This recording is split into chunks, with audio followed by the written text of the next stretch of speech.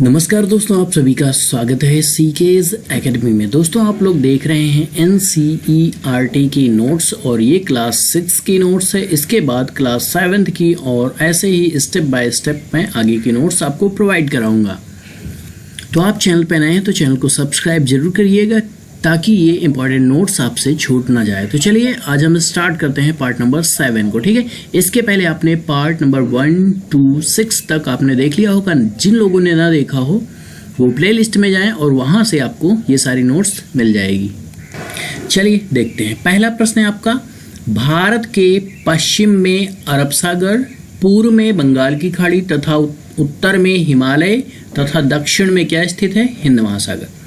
अब देखिए यहाँ पर हम लोग बात कर रहे हैं किसकी भाई? अपने भारत की बात करें। ठीक, तो मान लीजिए थोड़ा सा ये ऐसे एज अ नमूना मैं बना देता हूँ। ठीक, ऐसे मान लीजिए भारत है हमारा। ठीक, थोड़ा सा सही नहीं बना है, बस आपको समझना है। तो क्या कहा जा रहा है? पश्चिम में। तो देखिए यहाँ पर इस साइड में ये पूरा जो है इधर का एरिया ये सब ठीक है, ऐसे क्या होता है? अरब सागर होता है। अभी आपको ध्यान ये देना है कि अरब सागर में ही लक्षद्वीप स्थित है। ऐसा प्रश्न पूछा गया है, इसलिए मैं आपको बता रहा हूं। ठीक, तो पश्चिम साइड में क्या है? अरब सागर है। पूर्व में क्या है? बंगाल की खाड़ी आपका इधर स्थित है पूर्व साइड में, और यहीं पर आपका अंडमान निकोबार भी पड़ता है। ठीक है, उसके बाद फिर क्या बताया गया है? उत्तर में हिमालय। इस साइड आप जानते हैं कि क्या? हिमालय पर्वत स्थित है। और दक्षिण में क्या है हमारा? हिंद महासागर स्थित है दक्षिण में। ठीक, तो इस तरीके से ये चीजें आपकी स्थित क्लियर हो गई।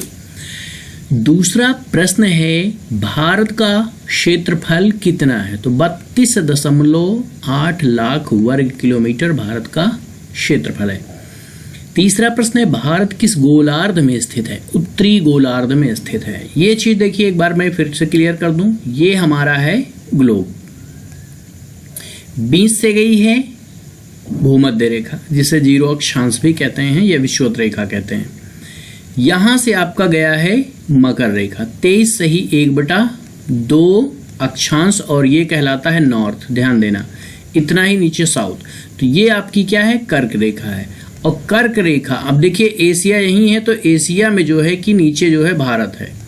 तो भारत देखा जाए तो लगभग भारत के मध्य भाग से गुजरती है कर्क रेखा, और नीचे जो आपका पड़ता है इसे दक्षिणी गोलार्ध कहते हैं। इस भूमध्य रेखा के ऊपर वाले को हम कहते हैं उत्तरी गोलार्ध। तो इस कंडीशन में आप देखेंगे तो क्या पड़ रहा है? भारत हमारा उत्तरी गोलार्ध में पड़ रहा है। ठीक, चौथा प्रश्न है, कौन सी रेखा भारत के लगभग मध्य भाग से गुजरती है? कर्क रेखा। भी मैंने आपको बताया। दक्षिण से उत्तर की ओर भारत की मुख्य भूमि का विस्तार कितना है? तो देखिए 8/4 उत्तरी तथा 37/6 उत्तरी अक्षांशों के बीच स्थित है। संयुक्त राज्य अमेरिका में 7 मानक समय को अपनाया गया है, जबकि कनाडा में 6 अपनाया गया है। अब आपको पता है, मैंने बताया है, लास्ट वीडियो में जिक्र किया है कि पूरे विश्व के समय को 24 समय जोनों में बांटा गया है। ठीक है, और एक समय जोन 15 देशांतर के समय को घेरता है। स्थल का वह भाग जो 3 ओर जल से घिरा होता है उसे क्या कहते हैं? उसे प्रायद्वीप कहते हैं। जैसे हम बात करें भाई भारत, तो भारत जो है प्रायद्वीपीय प्रदेश है। आप देखते हैं इधर अरब सागर पड़ता है, नीचे हिंद महासागर, और इधर बंगाल की खाड़ी। तो ये 3 तरफ जल से घिरा है। ठीक है, तो जो भी स्थान 3 तरफ जल से घिरा होता है वो प्रायद्वीपीय क्षेत्र कहलाता है। गुजरात की अपेक्षा अरुणाचल प्रदेश में सूर्य लगभग कितने घंटे पहले निकलता है? लगभग 2 घंटे पहले। बहुत महत्वपूर्ण प्रश्न है। 9वां प्रश्न, किस देशांतर को भारत का मानक समय माना गया? 82 सही 1/2 पूर्वी देशांतर को भारत का मानक समय माना गया है। कितने देशों की स्थलीय सीमा से भारत जुड़ा है? तो 7 देशों से जुड़ा है। देखिए अब ध्यान देना, यहाँ पर कुल की बात करें तो 9 देशों की सीमा टच होती है भारत से, लेकिन जिनमें से 7 स्थलीय हैं और 2 क्या हैं? 2 हैं आपके जलीय सीमा से रिलेटेड। ठीक है, तो यहाँ पर पहले आप देख लीजिए स्थलीय सीमा से जुड़े भारतीय देश: भूटान, चीन, पाकिस्तान, नेपाल, म्यांमार, बांग्लादेश और अफगानिस्तान। अब देखिए इसमें और जो ज़रूरी बातें हैं वो मैं आपको बता देता हूँ। सबसे लंबी सीमा भारत की किसके साथ है? तो ये है बांग्लादेश के साथ 4096 यानी 4096 किलोमीटर भारत के साथ इसकी सीमा सबसे लंबी है। सबसे कम अफगानिस्तान के 106 किलोमीटर। ठीक है, तो ये दो ज़्यादा इंपॉर्टेंट फैक्ट हैं, वो आपको बताना था। ठीक, अब यहाँ पर एक बात मैं आपको और बता दूं, अफगानिस्तान ही एकमात्र ऐसा देश है जो सिर्फ और सिर्फ भारत के जम्मू कश्मीर को टच करता है। ठीक, किसको? सिर्फ जम्मू कश्मीर को टच करता है। भारत की सीमा से जुड़े दो जलीय देश कौन से हैं? तो मालदीव और श्रीलंका हैं। ठीक है, दो जलीय द्वीप हैं, मालदीव और श्रीलंका। अब यहाँ पर अगर हम मालदीव की बात करें तो श्रीलंका जो है ये आदम का पुल है, आपने सुना होगा। आदम के पुल के जरिए ही श्रीलंका और भारत एक दूसरे से जुड़े हैं। ठीक है, तो ये आपका क्लियर हो गया कि भारत और श्रीलंका किससे जुड़े हैं? आदम के पुल के जरिए। ठीक है, अब यहाँ पर भारत की जगह पे अगर राज्य पूछ लिया जाए तो राज्य है आपका तमिलनाडु। ठीक है, तमिलनाडु के माध्यम से ये श्रीलंका से भारत जुड़ा है। ठीक, किस पुल के द्वारा? आदम पुल के द्वारा। तो ये भी आपको ध्यान देना है।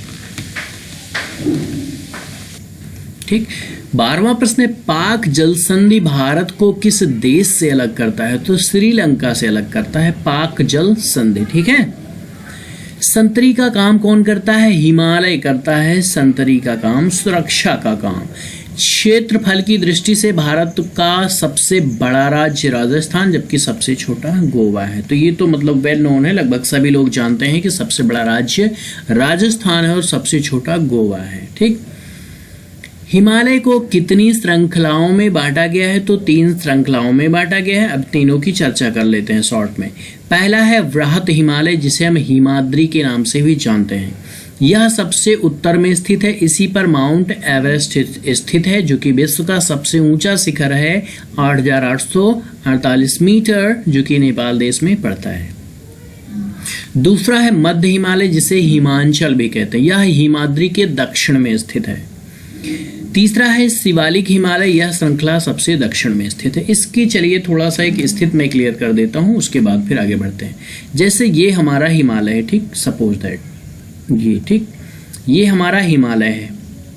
ठीक, अब जैसे मान लीजिए कि हिमालय इतना मोटा है, ठीक, चौड़ाई में, तो यहां से हिमालय शुरू है और इसको 3 कैटेगरी में डिवाइड कर दिया गया। ठीक, कितने कैटेगरी में? 3 कैटेगरी में डिवाइड कर दिया गया। अब ध्यान देना, यहाँ पे क्वेश्चन बनता है। तो ये, तो अब यहाँ पर देखोगे तो ये सबसे उत्तर का दिशा है। ठीक, तो सबसे पहले क्या पड़ता है आपका? वृहत हिमालय, बड़ा हिमालय, जिसे हिमाद्री कहते हैं। बताया गया यह सबसे उत्तर में स्थित, तो इस कंडीशन में तो सबसे उत्तर में ही हो जाएगा। ठीक, उसके बाद बीच वाले को मध्य हिमालय कहा गया है। मध्य का मतलब ही बीच होता है, जिसे दूसरे भाषा में हिमांचल भी कहते हैं। या हिमाद्री के दक्षिण में, हिमाद्री बोले तो पहला, ठीक, वृहत हिमालय, तो यहां से इसको देखोगे तो दक्षिण में ही पड़ेगा। ठीक, उसके बाद तीसरा है शिवालिक हिमालय, जो सबसे दक्षिण में, उसे क्या कहा गया? शिवालिक हिमालय कहा गया है।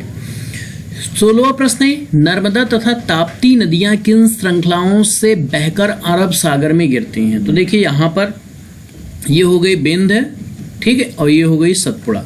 तो इनके बीच से कौन सी नदियां बहती हैं? नर्मदा और ताप्ती बहती हैं। ठीक, ये दो नदियां बहती हैं किससे? बिंद और सतपुड़ा के बीच से।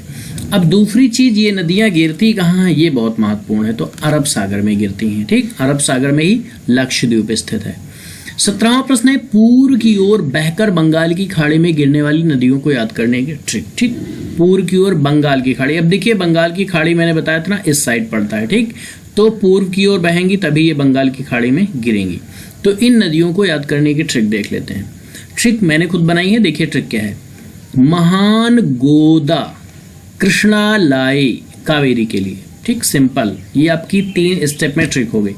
महान गोदा, कृष्णा लाई, कावेरी के लिए। ठीक, गोदा आप जानते होंगे, जिसे हम स्टिक भी कहते हैं। ठीक, तो ये स्टिक, जैसे कहा था महान स्टिक थी कोई, ठीक है, उसे कौन लाए? कृष्ण लाए। किसके लिए? कावेरी के लिए। सिंपल। अब देखिए, महानदी, गोदावरी, कृष्णा नदी, कावेरी नदी, ठीक है, ये 4 नदियां हैं। और लेकिन यहाँ पर आपको मेन मैंने बता दिया, ये सभी नदियां अपने मुहाने पर उपजाऊ डेल्टा का निर्माण भी करती हैं। अब एक चीज आपको ध्यान देना है, जो भी नदियां मोस्टली बंगाल की खाड़ी में गिरती हैं वो क्या करती हैं? डेल्टा का निर्माण करती हैं। ठीक है, और जो नदियां डेल्टा नहीं बनाती वो क्या बनाती हैं? एस्चुअरी बनाती हैं। चलिए 18वां प्रश्न है, बंगाल की खाड़ी में किन नदियों के तट पर सुंदरवन का डेल्टा स्थित है? गंगा और ब्रह्मपुत्र। ये बहुत महत्वपूर्ण प्रश्न है।